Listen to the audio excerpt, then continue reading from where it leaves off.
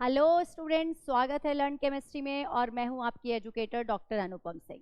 आज हम करेंगे अपना second chapter start and that is electrochemistry. तो इस चैप्टर में हम आज के लेक्चर में क्या क्या पढ़ने वाले हैं, पहले हम उसकी बात कर लेते हैं। हम इलेक्ट्रोकेमिस्ट्री क्या होता है उसकी बेसिक सी डेफिनेशन समझेंगे।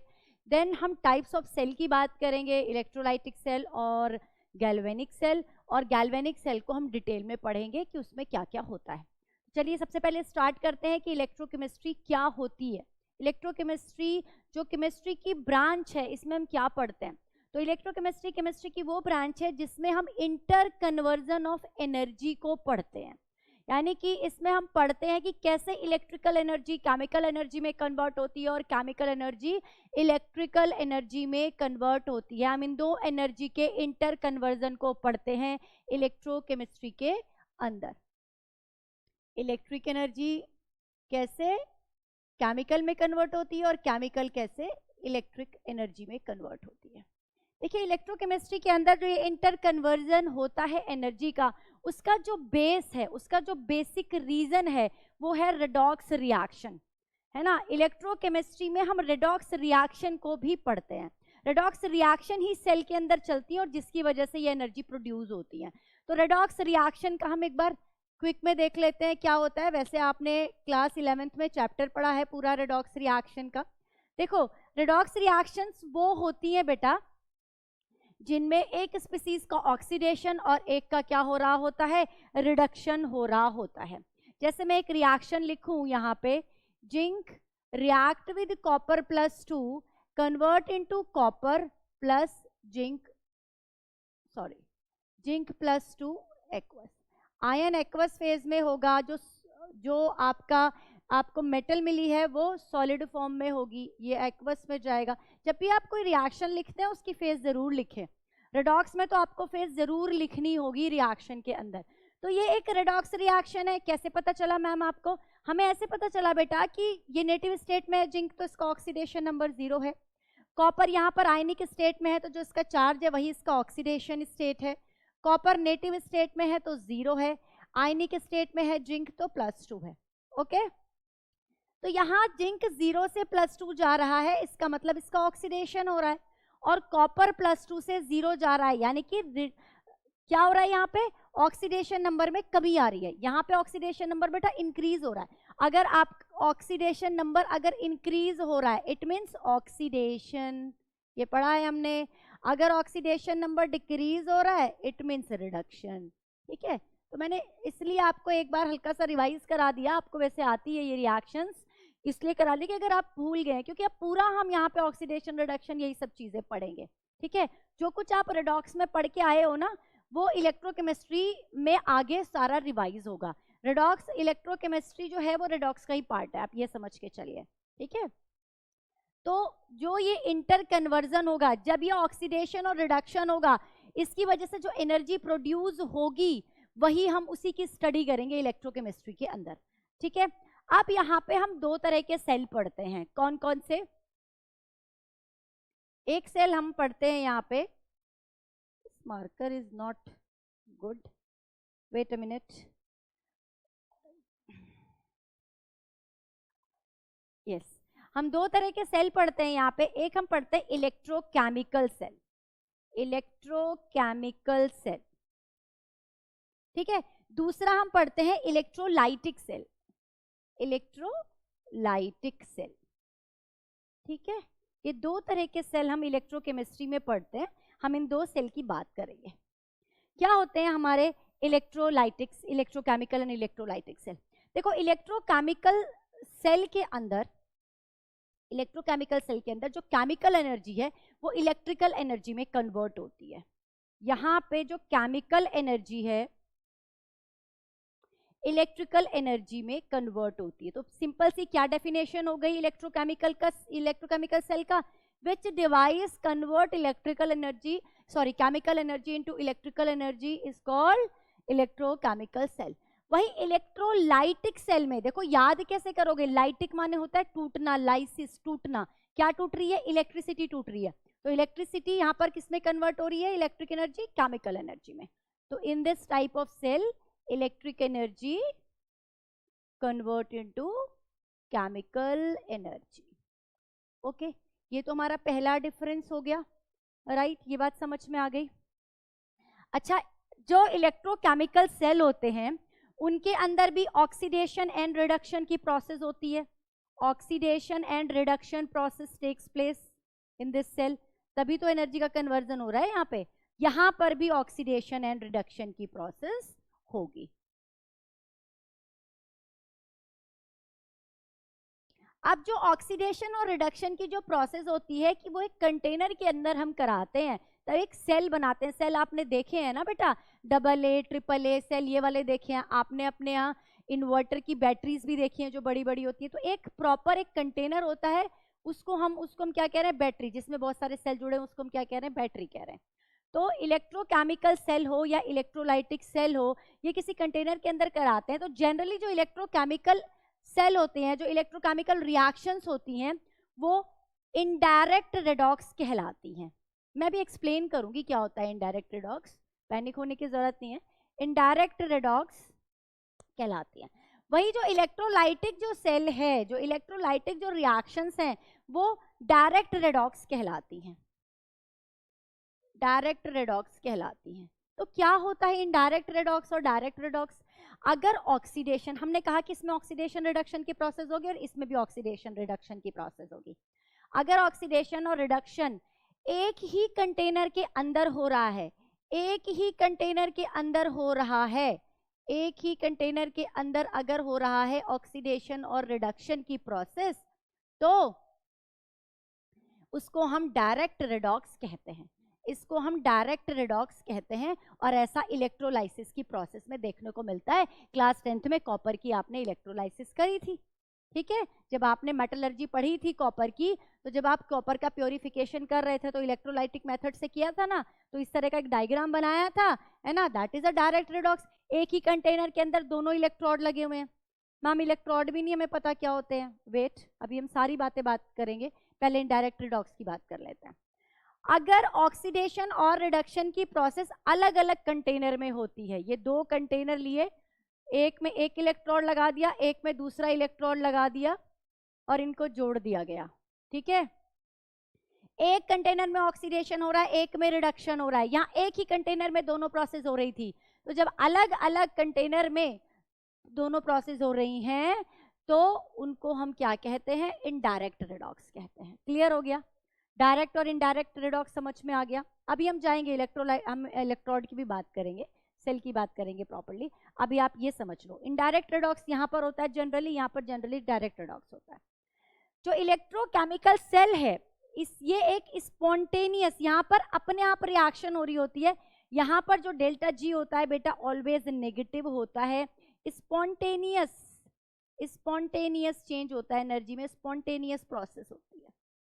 Got it? बट यहाँ पे जो डेल्टा जी होता है वो पॉजिटिव होता है।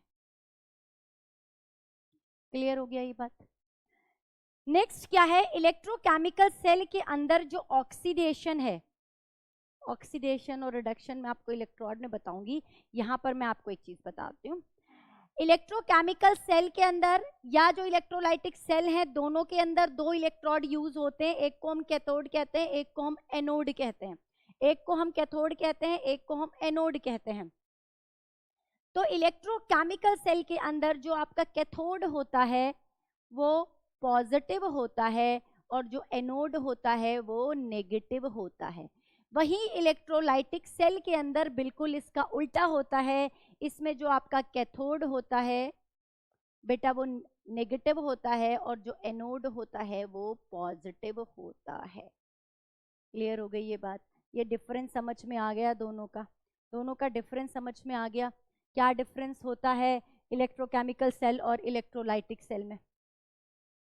ठीक है, यहां तक क्लियर हो गया। अब हम बात करेंगे, हम एक एक सेल को अलग से एक्सप्लेन करने से पहले हम पहले एक नॉर्मल सेल की बात करते हैं और इलेक्ट्रोड की बात करते हैं, क्योंकि कुछ बेसिक चीजें ना बच्चों की मिसिंग होती हैं, फिर वो कंफ्यूज हो जाते हैं।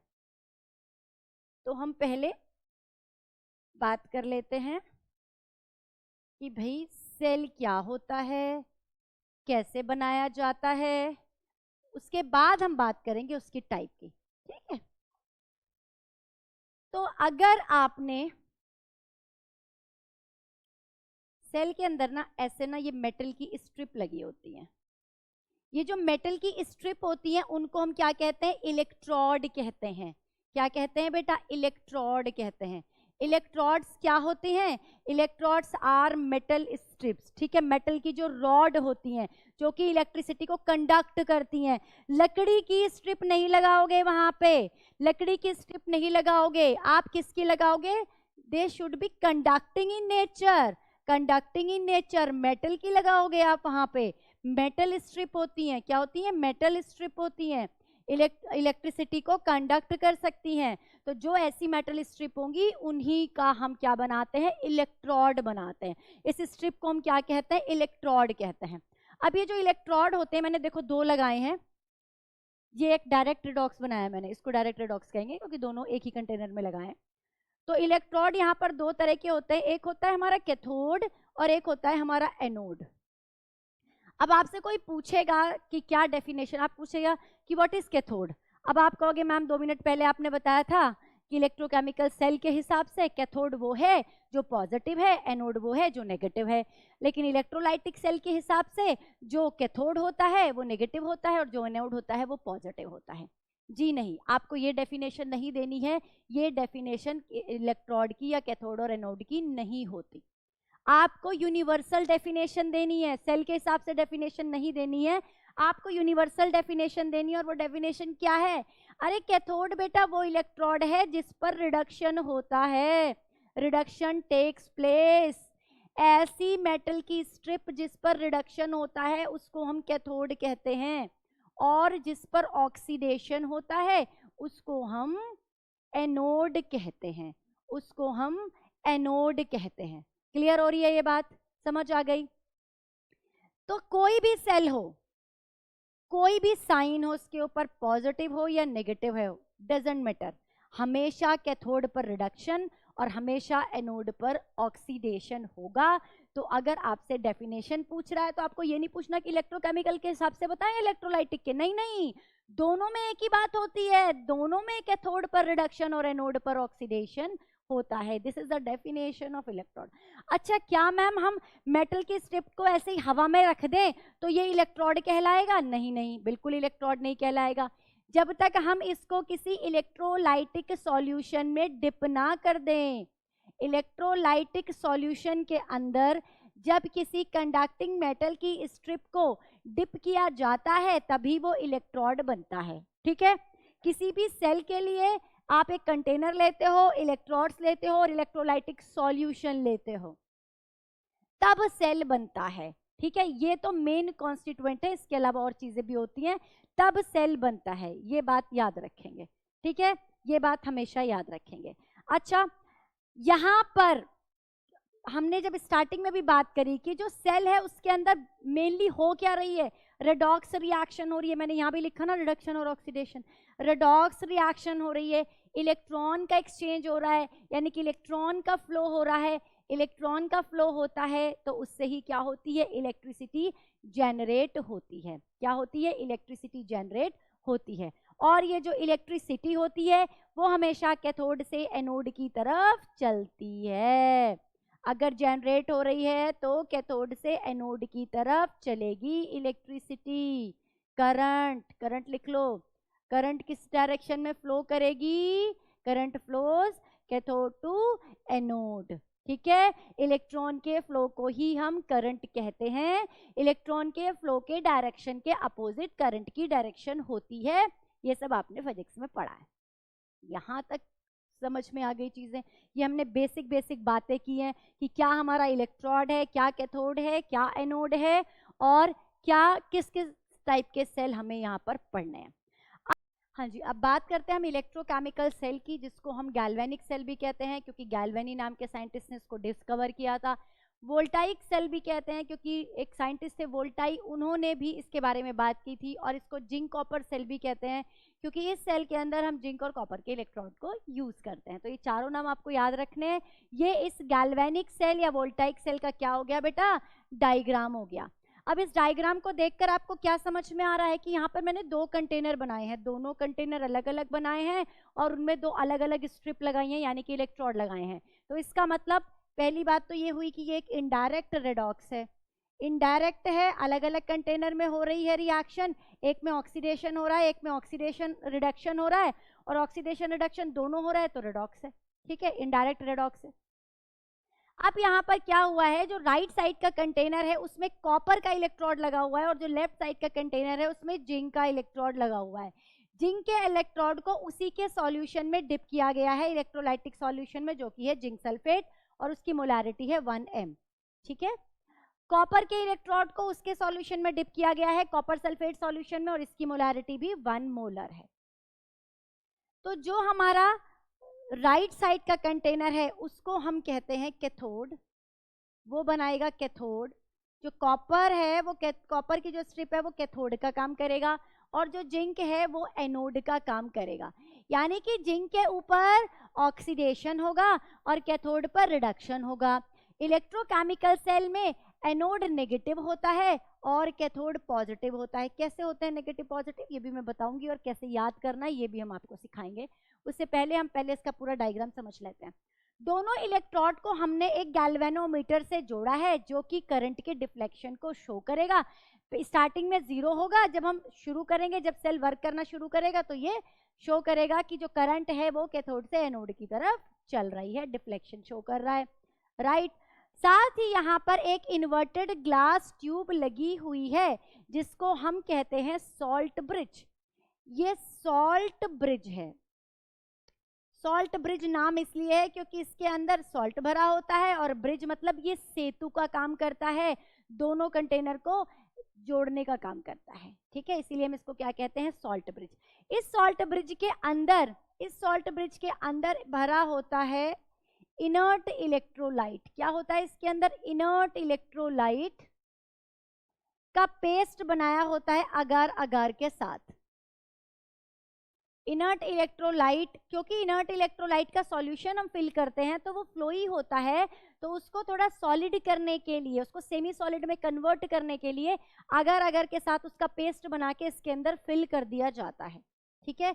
ये इनर्ट इलेक्ट्रोलाइट KCl भी हो सकता है, KNO3 भी हो सकता है। अभी हम बाद में सॉल्ट ब्रिज पढ़ेंगे, वहां पे इसको एक्सप्लेन करेंगे। ये समझ में आ गया कि सॉल्ट ब्रिज में क्या क्या होते हैं, इनर्ट इलेक्ट्रोलाइट प्लस अगर अगर। इसको इसके अंदर फिल कर दिया जाता है और इधर से कॉटन वूल से इसको प्लग कर दिया जाता है, जिससे कि ये इसमें एकदम से गिरे नहीं, ठीक है, आयन पास हो सके, एकदम से पूरा लिक्विड इसके अंदर ना गिरे। क्लियर हो गया। ये हमारा पूरा क्या हुआ, एक सेल का डायग्राम हुआ, इलेक्ट्रोकेमिकल सेल का डायग्राम हुआ। अब यहाँ पर जो जिंक है वो कौन है, वो बना रहा है एनोड। एनोड पर क्या होता है, ऑक्सीडेशन होता है। तो अगर मैं इस जिंक कंपार्टमेंट की बात करूं, अच्छा आपके दिमाग पे ये भी क्वेश्चन आएगा कि मैम जिंक ही क्यों एनोड बना रहा है। जिंक इसलिए एनोड बना रहा है क्योंकि एनोड पर ऑक्सीडेशन होता है। और जिंक पर ऑक्सीडेशन क्यों हो रहा है, because zinc is more reactive than copper. Zinc is more reactive than copper, तो इसकी इलेक्ट्रॉन रिलीज करने की टेंडेंसी ज्यादा है, यानी कि ऑक्सीडाइज होने की टेंडेंसी ज्यादा है, इसीलिए यहाँ पर ऑक्सीडेशन होगा जिंक पर। जब भी आप कोई 2 इलेक्ट्रोड लेंगे तो उसमें देखेंगे कि कौन आसानी से ऑक्सीडाइज हो जाता है। तो जो आसानी से ऑक्सीडाइज हो जाता है वो एनोड बनाता है, और जो आसानी से रिड्यूस हो जाता है वो कैथोड बनाता है। क्लियर है। तो क्या होगा, इस वाले कंटेनर में ऑक्सीडेशन रिएक्शन चलेगी, तो आधे कंटेनर में चल रही है, तो हम इसे कहेंगे oxidation half reaction. Oxidation half reaction में क्या होगा, जिंक का ऑक्सीडेशन हो जाएगा, यानी कि जिंक +2 में कन्वर्ट हो जाएगा और 2 इलेक्ट्रॉन रिलीज कर देगा।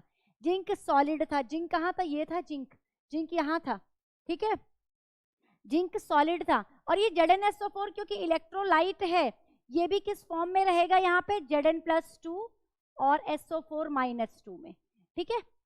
तो जब जिंक +2 में कन्वर्ट होगा तो यहाँ पर आना शुरू हो जाएगा, यहाँ पर आना शुरू हो जाएगा, यहाँ जिंक +2 की कॉन्सेंट्रेशन बढ़नी शुरू हो जाएगी और कंपैरेटिवली सल्फेट की कॉन्सेंट्रेशन घटनी शुरू हो जाएगी। ये पॉइंट याद रखेंगे यहाँ पे आप, जो मैंने अभी आपको बताया। जिंक यहाँ आएगा, जिंक आयन, तो जिंक आयन की कॉन्सेंट्रेशन बढ़ेगी क्योंकि ऑलरेडी जिंक आयन यहाँ प्रेजेंट था। जिंक आयन की कॉन्सेंट्रेशन बढ़ जाएगी, कंपैरेटिवली सल्फेट की घट जाएगी। Clear? It is a oxidation half reaction, ये एक्वस में कन्वर्ट हो गया।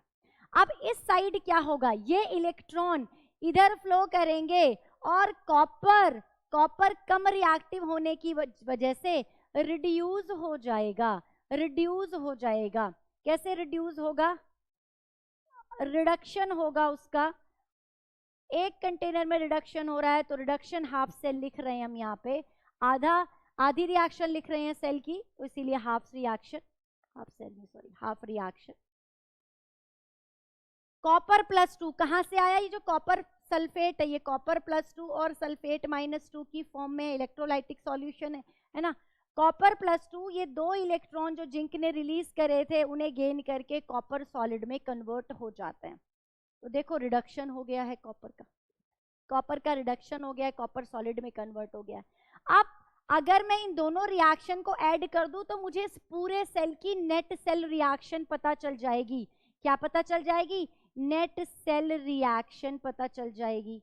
नेट सेल रिएक्शन के लिए इन दोनों रिएक्शन को जोड़ना होता है ऑक्सीडेशन और रिडक्शन की, और जब हम इनको जोड़ेंगे तो ये इस इलेक्ट्रॉन से ये इलेक्ट्रॉन कैंसिल हो जाएंगे और रिएक्शन क्या आ जाएगी? Zinc solid plus copper plus 2 aqueous gives zinc plus 2 aqueous and copper solid.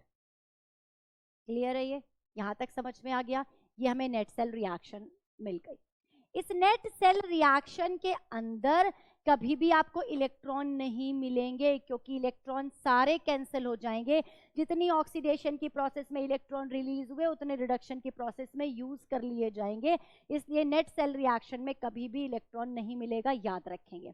तो ये एक इनडायरेक्ट रेडॉक्स है। यहाँ पर कैथोड पॉजिटिव और एनोड नेगेटिव होता है, और एनोड पर हमेशा ऑक्सीडेशन और कैथोड पर रिडक्शन होता है। एनोड जिंक का बना होता है और कैथोड कॉपर का बना होता है, और ये इसकी हाफ रिएक्शन है और ये इसकी नेट सेल रिएक्शन है। इस पूरी रिएक्शन में, इस पूरे सेल के अंदर अगर आपसे पूछा जाए कि इलेक्ट्रॉन एक्सचेंज कितना हुआ है, एन क्या शो करता है? नंबर ऑफ इलेक्ट्रॉन एक्सचेंज, और वो 2 इलेक्ट्रॉन एक्सचेंज हुए हैं। इनकी जरूरत हमें आगे नर्स इक्वेशन में पड़ेगी। क्लियर हो गया? यहां तक समझ में आ गया? अब आपको ये चीजें याद कैसे रहेंगी कि किस साइड आपको लेफ्ट कंटेनर बनाना है, किस साइड आपको राइट कंटेनर रखना है, वो राइट कंटेनर में क्या कौन सा इलेक्ट्रोड लगाना है, लेफ्ट में कौन सा लगाना है, किधर ऑक्सीडेशन होगा किधर रिडक्शन होगा। इसके लिए आप एक चीज याद कर लीजिए, लोन याद कर लो। जो बैंक से मिलता है लोन, है ना, जो लोन बैंक से मिलता है, हम उस लोन की बात कर रहे हैं। लोन में L for left, O for oxidation, A for anode, N for negative. Left compartment में ऑक्सीडेशन होता है जिसको हम एनोड कहते हैं, सॉरी, लेफ्ट कंपार्टमेंट में ऑक्सीडेशन होता है जिसको हम एनोड कहते हैं, और उसके ऊपर नेगेटिव चार्ज होता है। क्लियर हो गया? उसके ऊपर नेगेटिव चार्ज होता है। यहाँ तक कहानी समझ में आ गई? ये कंस्ट्रक्शन समझ में आ गया, सेल का कंस्ट्रक्शन कैसे किया जाता है, सेल नेट सेल रिएक्शन कैसे लिखी जाती है। यहीं पे मैं अभी एक सॉल्ट ब्रिज की भी कुछ इंपॉर्टेंट पॉइंट्स आपके साथ डिस्कस करूंगी। यहाँ तक आपने नोट कर लिया होगा, मैं इसको हटा रही हूँ, यहाँ नोट कर देती हूँ इसको। सेकेंड पॉइंट ऊपर लिख देते हैं, n = 2 है यहाँ पे, ठीक है। हाँ जी, हम सॉल्ट ब्रिज की बात कर रहे थे और इसके फंक्शन की बात कर रहे थे। अगर मैं सॉल्ट ब्रिज की बात करूं तो अभी मैंने आपको क्या बताया, सॉल्ट ब्रिज का क्या काम होता है, सॉल्ट ब्रिज क्या करता है, ये दोनों कंपार्टमेंट को जोड़ने का काम करता है और इसके कुछ स्पेशल फंक्शन होते हैं। उससे पहले सॉल्ट ब्रिज के अंदर क्या क्या होता है? सॉल्ट ब्रिज के अंदर होता है इनर्ट इलेक्ट्रोलाइट। इनर्ट इलेक्ट्रोलाइट जिसको हमने अगर अगर के अंदर पेस्ट बनाया है। इनर्ट इलेक्ट्रोलाइट कौन से होते हैं? KCl हो सकता है, KNO3 हो सकता है, NaNO3 हो सकता है। हम वो इलेक्ट्रोलाइट लेते हैं, यहाँ पे एक पॉइंट याद कर रखेंगे, वो इलेक्ट्रोलाइट लेते हैं जिनमें कैटायन और एनायन के साइज सेम होते हैं लगभग। कैटायन एनायन के साइज जो होंगे वो लगभग सेम होंगे। क्यों करते हैं हम ऐसा? क्योंकि हमें अगर सेम साइज होगा तो उनका माइग्रेशन सेम होगा, सेम साइज होगा तो माइग्रेशन सेम होगा, मोबिलिटी सेम होगी, है ना। मोबिलिटी साइज पर भी डिपेंड करती है, इनऑर्गेनिक में पढ़ा है आपने। तो मोबाइल कराना क्यों है इनको, क्यों लगाया हमने ये सॉल्ट ब्रिज, इसका मेन फंक्शन बताती हूँ। इसका मेन फंक्शन क्या है, ये तो इंपॉर्टेंट पॉइंट है। मेन फंक्शन क्या है कि ये इलेक्ट्रिकल न्यूट्रलिटी को मेंटेन रखता है, इलेक्ट्रिकल न्यूट्रलिटी को मेंटेन रखता है। कैसे मेंटेन रखता है इलेक्ट्रिकल न्यूट्रलिटी को, क्या करता है इलेक्ट्रिकल न्यूट्रलिटी को मेंटेन करने के लिए? देखो, जब मैंने आपको एक चीज समझाई थी, जब मैं इसकी फंक्शनिंग समझा रही थी, तो मैंने कहा था एक पॉइंट याद रखना। कौन सा पॉइंट? जब जिंक यहां जाएगा, जिंक +2 में कन्वर्ट होके, यहां जिंक +2 की कॉन्सेंट्रेशन बढ़ेगी, ठीक है। जिंक +2 की कॉन्सेंट्रेशन क्या होगी बेटा, इंक्रीज होगी। कंपैरेटिवली सल्फेट की डिक्रीज होगी, कंपैरेटिवली सल्फेट की डिक्रीज हो रही है। और अगर कंपैरेटिवली सल्फेट की डिक्रीज हो रही है तो यहाँ पे पॉजिटिव आयन बढ़ रहे हैं, यहाँ पॉजिटिव आयन बढ़ रहे हैं। और अगर यहाँ पर पॉजिटिव आयन बढ़ेंगे तो वो यहाँ से निकलने वाले इलेक्ट्रॉन को मूव नहीं करने देंगे, यहीं पे ही खींच के रखेंगे उसको। बात समझ में आ रही है भाई? यहाँ से इलेक्ट्रॉन रिलीज हो रहे हैं, इलेक्ट्रॉन पर नेगेटिव चार्ज है, इलेक्ट्रॉन पर नेगेटिव चार्ज है। लेकिन यहाँ पे जिंक +2 की कॉन्सेंट्रेशन अगर ज्यादा हो जाएगी तो यहाँ पर पॉजिटिव आयन अगर बढ़ जाएंगे तो वो इलेक्ट्रॉन को जाने नहीं देंगे दूसरे कंटेनर के अंदर, ठीक है। ऐसे ही यहाँ पे क्या होगा, कॉपर +2 कॉपर में कन्वर्ट हो रहा है, कॉपर +2 कॉपर में कन्वर्ट हो रहा है। तो कॉपर +2 की कॉन्सेंट्रेशन तो बेटा डिक्रीज हो रही है, लेकिन सल्फेट की इंक्रीज हो रही है। इसका मतलब यहाँ पर नेगेटिव आयंस इंक्रीज हो रहे हैं। नेगेटिव इंक्रीज होंगे तो वो इधर से इलेक्ट्रॉन को अट्रैक्ट कैसे करेंगे, क्योंकि अपोजिट तो जो सेम चार्ज होता है वो तो रिपेल करता है, ठीक है। तो इन चार्ज को बैलेंस करने के लिए ही हम इस इनर्ट इलेक्ट्रोलाइट को डालते हैं, यहाँ पर रखते हैं। अब जैसे ही यहाँ पर सल्फेट की कॉन्सेंट्रेशन घटेगी, अगर आपने KCl लिया है तो KCl कैसे टूटेगा, K पॉजिटिव और Cl नेगेटिव में टूटेगा। मैं Cl नेगेटिव जानबूझ के साइड रख रही हूँ। Cl नेगेटिव इधर चलना शुरू हो जाएगा और K पॉजिटिव इधर चलना शुरू हो जाएगा।